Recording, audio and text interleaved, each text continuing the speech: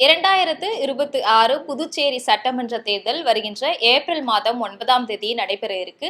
இந்த நிலையில புதுச்சேரியில இருக்கக்கூடிய 30 தொகுதிகள்லையுமே பார்த்தோம்னாக்கா திமுகவும் காங்கிரசும் இணைந்து போட்டியிடக்கூடிய ஒரு சூழல் தான். அதாவது கூட்டணி அமைத்து தான் போட்டியிடுறாங்க. இந்த நிலையில 5 தொகுதிகள் விசிகவுக்கு ஒதுக்கப்பட்டிருந்துச்சு.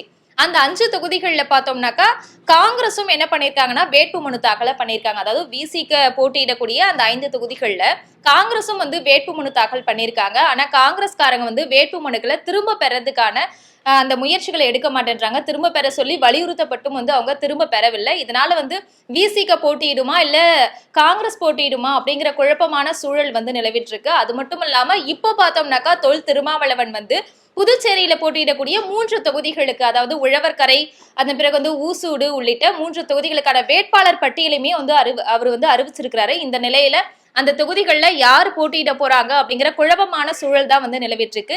இது போன்ற அரசியல் செய்திகளை உடனுக்குடன் தெரிந்து கொள்ள ஜெம் தொலைக்காட்சியுடன் எப்பொழுதும் தொடர்பில் இருங்கள். ஜெம் எலெக்ஷன் அப்டேட்ஸ்க்காக ஒளிப்பதிவாளர் சக்திவேலுடன் தமிழ்மொழி.